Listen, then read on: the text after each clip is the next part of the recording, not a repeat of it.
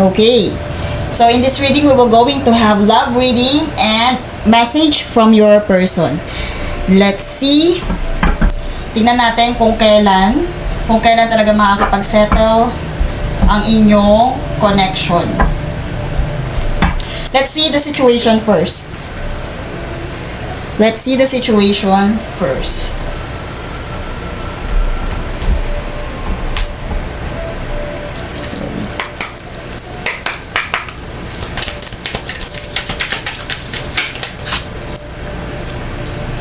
Okay, let's see others involved.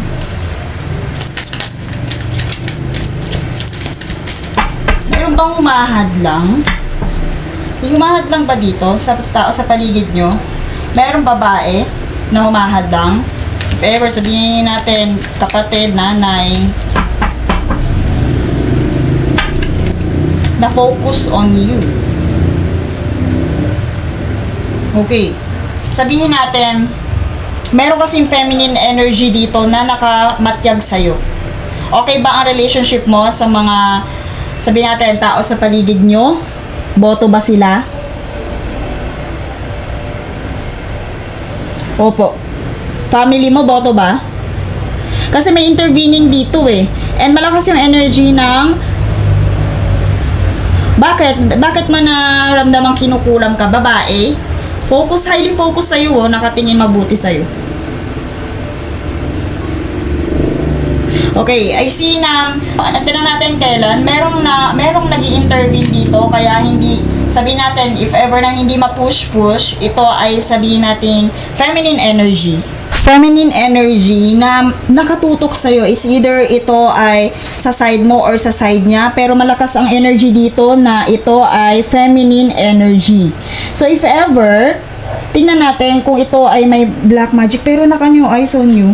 Ito, ano to sa'yo ng evil eye, nagbabato. And yung binabato niyang evil eye, nagkakos sa yung heart space ng pain. So, may tendency nga na yung negative, ito babae. Babae yung nag-i-intervene dito.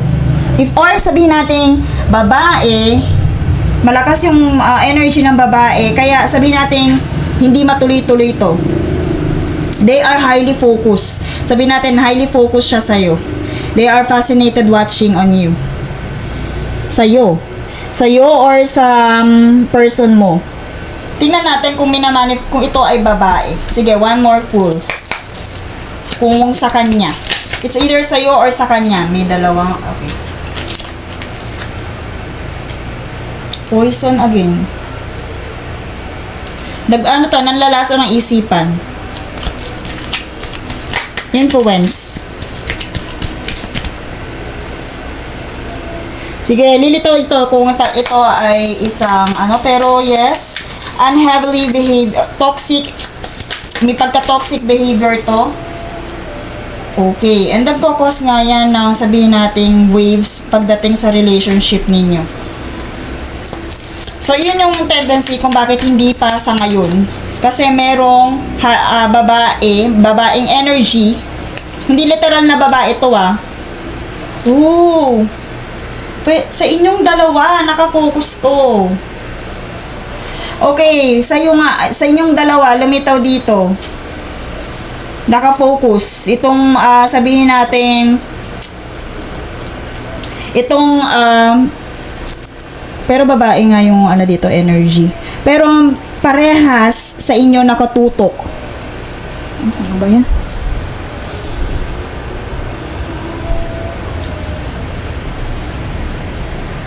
So dito may intervention na nangyayari. Sabihin natin involved dito ay isang feminine kasi lumitaw dito ang divine and feminine masculine na energy. So kayong dalawa ng partner mo yon. And ang tanong natin, inquiry natin ay kailan? May intervention nga. Kaya hindi pa siya sa ngayon. So they are highly focused on you. They are, sabihin natin, nang focus ng poison ng isipan, ng influence ng behavior. So, kung may kilala kang ganon na pwedeng nag-i-impluwensya dito sa person mo, sila yung pwedeng sabihin natin yung dahilan kung bakit hindi pa kayo makapag-settle.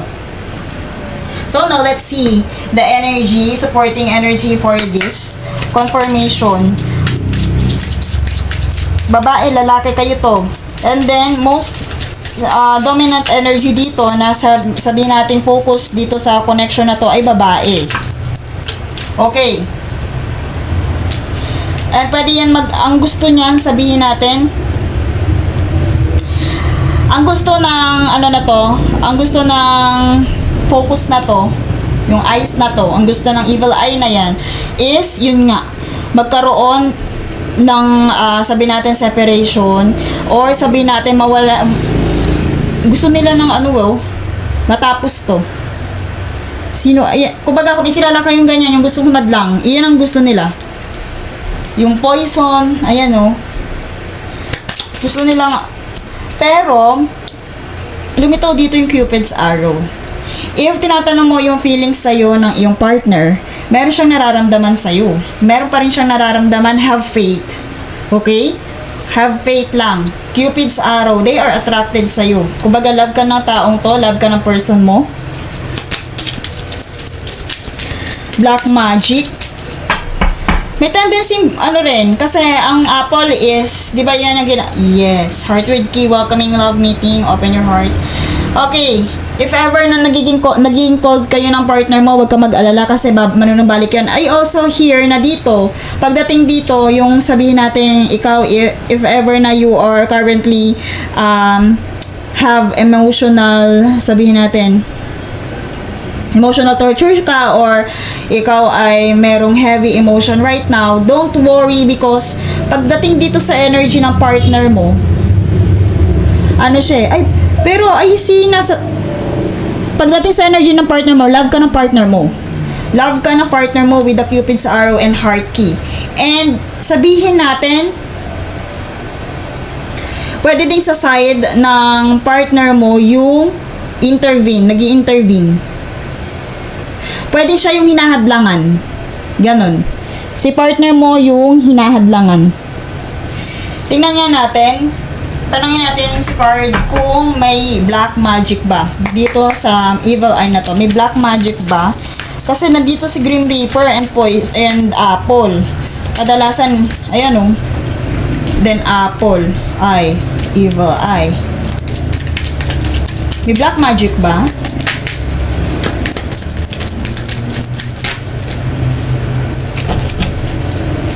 May tumalon, tingnan natin. May black magic ba? Dito sa focus. Maybe pa ang sagot, not sure. Okay, wag ka na lang mag-focus dito sa black magic. And if ever talaga nararamdaman mo may black magic, eto, I highly recommend this red. Yung mismong red natin na to, malakas tong pang-return, pambulag. Malakas siyang pambulag. Yung kasing mga classic natin, pang-protection, pero ito pang-balik to. Okay?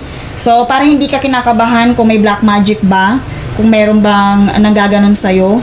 And if ever nararamdaman mo yan, sa first the moment na maramdaman mo yan, mag-salt ka muna habang wala kang protection talisman or asin. Pero, if yung partner mo, tatanungin mo, may feelings sa'yo yung partner mo because of the heart key, you are getting together well, meron nga lang nag-i-intervene sa kanya or sa side niya. And sabihin natin na ito ay highly focused. One thing is for sure, kung kayo ay talaga namang may feeling sa isa't isa, love nyo isa't isa, bakit kayo papa-apekto dito? Ang medyo delikado lang dito, poison kasi yung taong to. Or yung, marami ba to? Tingnan natin. Marami ba sila? Saan yung card ko na yun? Marami. Tingnan natin kung marami ba sila. Kasi, kung as long as meron kayong feeling, nagmamahalan kayo ng partner mo, hindi kayo mahahadlangan ng mga yan. Yun nga lang, may mga tao talagang sadyang poisonous. May mga taong sadyang magaling mag-poison ng isipan. Magaling mang-brainwash, magaling mag-influence.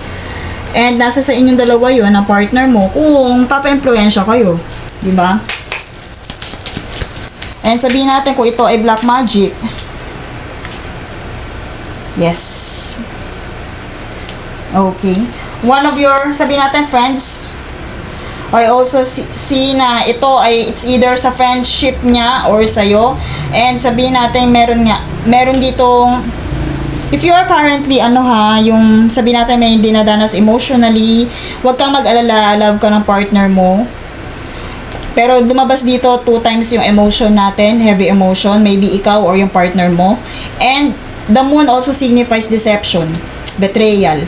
Baka itong taong to is malapit sa inyo.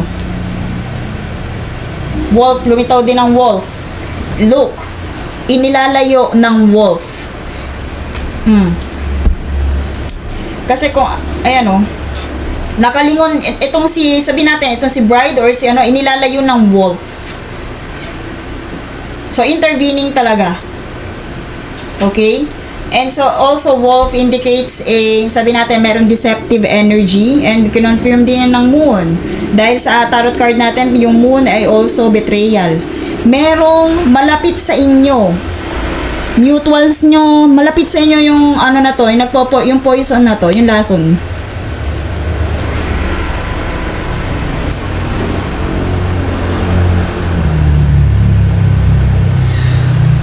Okay, kung walang nakakasamang feminine energy, wala kayong friends, family. Or if ever na walang feminine energy, pwedeng about emotion. If you're dealing with heavy emotion. Kasi 2 times din lumitaw dito yung emotion natin. Ito pwedeng ikaw, kasi andito yung emotion card natin and the moon card also emotion. Pero yun nga, may humahad lang sa inyo. Baka may nag-a-advise sa inyo na halimbawa, ganun, may tendency ganun, yung simpleng advice kasi pwede maka-apekto yan pwede maging maka-influence. Bakit kaya siya black magic? Pero, yun nga, merong highly focused dito. Sabi natin, nag-i-intervene, nag-i-influence, nagpo-poison. Pwede, simpleng advice lang na hindi pa sa ngayon, hindi ganito, hindi right time, ganun. Pwede kasi ma-apekto yun. At sa inyong dalawa yun, actually, divine and feminine, lumitaw dito. Okay, so let's see. Let's see another confirmation card, last card for this deck. Highly focus dito. Evil eye. I see evil eye here. Ayan. This, sabihin natin alam mo, eto kahit anong nararamdaman mo sa partner mo, this card is, sabihin natin, pinagtagpo talaga siya. In spiritual thing. And one thing is for sure, ang inquiry natin kanina is settlement. Yes. Ayan this tree, kung titingnan ninyo, nagsisimbolize yan ng partnership with their, tawag doon? Yung with their braids. Tingnan nyo. Union yan and blessed yan spiritually.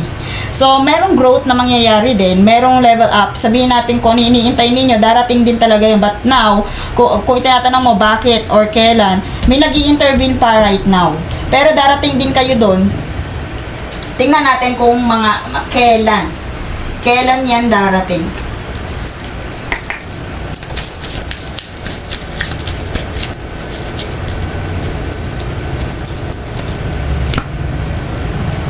Okay.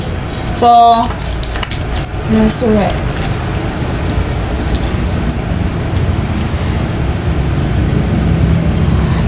Darating yan, sabihin natin, pag okay.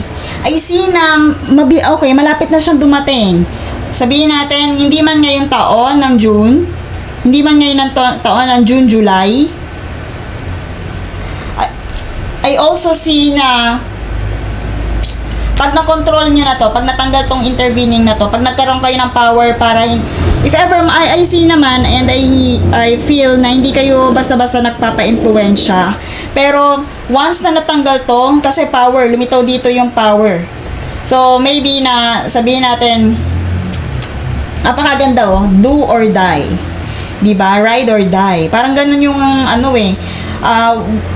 pagdating sa connection na to, walang makakapigil sa connection nyo. Talagang nakatay kayo. Ayan nakatali talaga kayo. Okay? Do or die. So, dito, sabihin natin, darating siya sa, pwedeng surprisingly, maybe the season of June, July, I also hear December, ngayong taon or next year.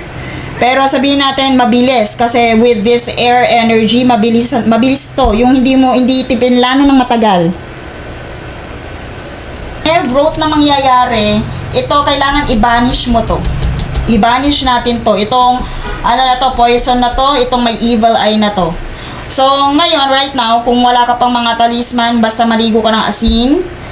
And yung kwarto ninyo ng partner mo, lagyan mo ng paamuyan mo ng scent ng rose para matanggal to. Kung nararamdaman mong black magic siya, itong highly focus sa'yo, yung mata na to, mabubulag yan actually nito. Pero hanggat wala pa, kumbaga, I highly recommend na maglagay kayo nito, kagaya ng nakita nyo. Itong simpleng, ano na to, Himalayan, pwede nyo mailagay sa kwarto ninyo. So, let's see another option. Pero mabilis to. At saka yung power dito, yung ilalaban talaga. Mabilisan to. And sabihin natin ilalaban. Ilalaban nyo talaga itong. And have faith. Do not worry about that. Okay? Do not worry. Basta, as long as kayong dalawa ng partner mo, okay, huwag kayong magpapa-apekto sa ibang energy. Kasi, the more na iniisip nyo yung mga ganitong klase ng poison, yung ganitong klase ng mata, na evil eye, eto, yung naghahangad sa inyo ng hindi maganda, maapektuhan kayo niyan. Lagi nyo yan iisipin, kung sino man yan, kung ano man yan, maa-attract nyo siya. So, mag-focus kayo doon sa love na meron kayo. Okay, so sinabi natin at ano to, let's see, baka may gustong sabihin, may alam kaya itong person mo regarding this situation. May alam kaya siya, baka may nagsabi sa kanya, hindi lang niya sabihin niya ino-open.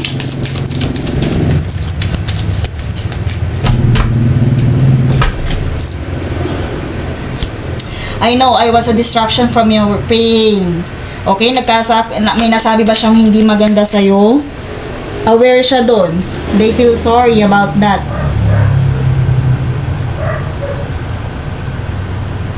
They feel sorry about that. Okay, yung partner mo, nakikita ko, ano naman eh. Kumbaga nakakapit.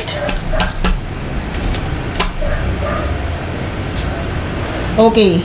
Anong ibig sabihin nito? I left before you could leave me. Wag mo masyadong pag-iisipan yung partner mo or wag mo masyadong ipaparamdam. I am becoming a better person. Okay? So, kumbaga, kung willing,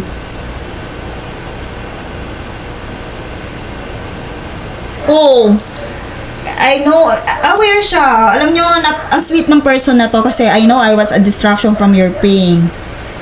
So, dito, aminado siya. Aminado siya dun sa naidulot niyang pain sa'yo. And tingnan nyo naman, I am becoming a better person. Kung nagtampo ka before dahil doon, willing siyang baguhin yun. Kumbaga dito sa ano na to, ang ganda ng connection nyo, meron lang talaga. Meron lang talagang sabihin natin, may poison lang talaga dito. Pero love ka ng person mo. And willing siya na, kumbaga, kung siya, meron kasing iba talaga, napakatataas ng ego. Kahit sila yung nagkamali, igagaslight ka na ikaw ang may kasalanan. Okay? So, tingnan pa natin.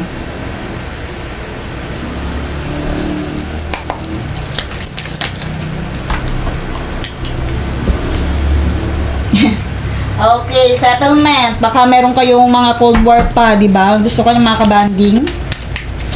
Gusto pa niyang lumalim yung inyong sabihin natin bonding, ang inyong samahan, and also gusto niya mabigyan ng stability and security itong connection na to.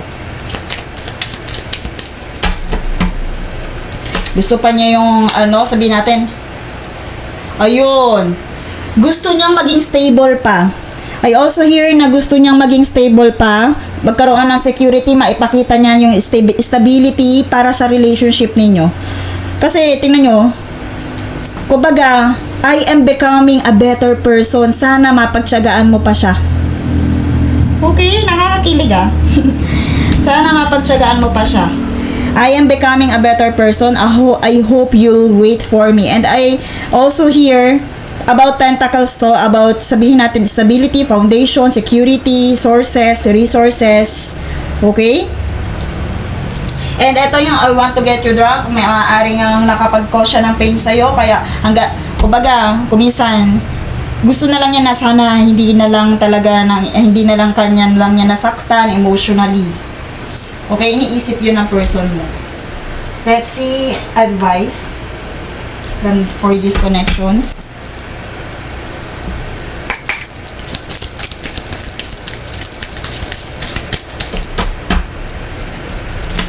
Openness. Be open to accept divine guidance in your relationship. So, kung ano yung mga naririnig mo, if ever dito man sa reading na to, maging open ka. Huwag ka magpa-distract kasi maaaring ang pukulan mo ng mga emotional pain na yan is yung partner mo, pati siya madadamay. Basta at least aware ka na may nag-i-intervene, may energy na nag-i-intervene para hindi pa kayo agad okay. Kung nagtatampuhan kayo, rekindle. Every relationship has magical moments that can be rekindled, okay? Kailangan nyo dito ng pag-uusap, malalim na pag-uusap.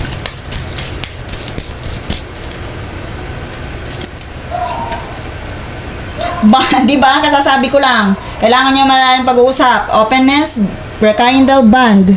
Dumating sa inyo. Kung hindi kayo, sabihin natin, kailangan nyo ng malalim na pag-uusap. Ayan. Na yung sabihin natin, nagpapakatotoo talaga kayo sa feelings ninyo. Ayan o, a love bond grows stronger over time. Maging open kayo, baka sakaling if ever na sa pagiging open nyo, ma-find out nyo na kung meron ba talagang nag-i-intervene sa inyong dalawa, di ba? Okay, so let's see this romantic card for this connection. Anong sabi, di ba? Twin flame, soulmate. Calling in your soulmate. Your prayers, affirmation, and visualizations help you bring much together. Kumbaga, kayo nga is, sabihin natin, soulmate relationship, soulmate connection. Napakadaming card, yun pa yung lumitaw. Di ba? Sa last na reading mo, meron kang twin flame. Meron ka dito. Ngayon, soulmate talaga. Siguro, kailangan talaga is yung bonding nyo, laliman nyo pa yung bonding niyo para maging open kayo and maging undistractable. Ganun ba yung tawag doon? Okay, let's pull for our last card.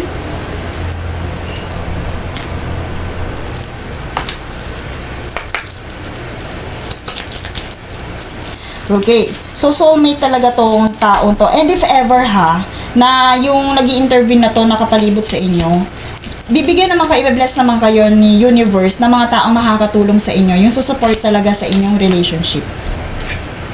Okay, you might not always understand. Beware of what you projecting. Ganda ng message. Beware of what you are projecting for the qualities you admire in one another, or qualities you both possess. Equally so, the qualities you don't like are also your own reflection. Diba? Kumbaga, tanggapin mo yung iyong partner kasi mirror, isa na naman to. Alam nyo ba na ito kasi pag sinabi na reflection, isa din yan sa sign ng twin flame relationship. You may not always understand why certain things happen. However, there is always a higher purpose. Yun na lang muna isipin mo na may dahilan kung bakit nag-i-intervene yung mga to, may dahilan yan. So, through events in your life, in your connection, there are higher purpose to the events in your life. Through this turmoil, a blessing will soon be revealed. Okay? You are blessed. Tandaan nyo, you are blessed. Huwag kayong pang ibabawan ng kung ano man to, yung pag-overthink na to, yung emotional waves na meron kayo, you are blessed. Kasing tatag ng puno na to, yung inyong connection. Okay? Huwag kayong magpa-apekto sa poison, sa mga evil eye, at sa Grim Reaper na to na naghahangad na matapos itong relationship na to. Sa pagkontra po, kumbaga yan, yung mga ganitong protection talisman pwede, or pwede ito, mag-Himalayan salt kayo sa kwarto, since na kayo ay couple. Maglagay kayo nito sa kwarto, and gumamit kayo ng mga, sabihin nating, essential oil, lalo na yung rose. Kasi ang couple, more on rose yan. Para mas lalong, sabihin natin, mas lalong tumiba yung inyong relationship. And pagdating naman dito sa pambulag na to, dito, pwede magsuot ka nito. Pwede ka magsuot nito. And kung hindi ka masyadong nagagalit or nagtatanim ng galit sa iyong kapartner, pwede mo din siyang pagsuotin nito. Actually, meron tayo dito na yung for couple, kung gusto nyo siya, yung dating ini-introduce ko. Pero yun ay lapis lazuli and tiger's eye for abundance and psychic attacks. Pwede yun sa'yo pala, yung lapis lazuli. For psychic attacks yun eh. Pwede yung kaya ka nagiging emotional dahil nga dito sa mga evil eye na to. Yung evil eye kasi masyado ding anxiety ang idudulot niyan, sadness and pain. Pero one thing is for sure, maging aware ka dito, okay? Pag nakakaramdam ka na ganyan, yung maligo ka ng asin. Nang may asin pala. Lumitaw dito, healthy ang magiging relationship ninyo. Ayan o. Kailangan nyo lang talaga ng deep bonding. Rekindle, kung ano man yung napag-awayan nyo. Ayan o, bond, rekindle, openness. Lumitaw ito sa inyong dalawa. Pero pagdating sa healthy, yes. Kumbaga, kung meron kang sabihin natin, eto, kung ano yung pinoproject mo, kunyari, meron kang hindi nagugustuhan sa partner mo, maaaring dun din sa sarili mo, meron ka din ganong klase ng mga, napopossess mo din yung mga ganong klase ng qualities. Kasi nga, mirror kayo. Okay? So, ito certain events lang, pagsubok, kung meron man kayong pinagdadaanan, pero meron blessing na darating sa inyo. Growth and stability para sa inyong relationship. Ayan o, calling in your soulmate. So, dito, talagang sabihin natin, I also hear na if ever na meron ka mga ganitong klase ng tao, mga ganyan, meron din naman darating sa inyo para suportahan pa at patatagin itong relationship na to. And that's all for this reading. Thank you so much and see you in my next one.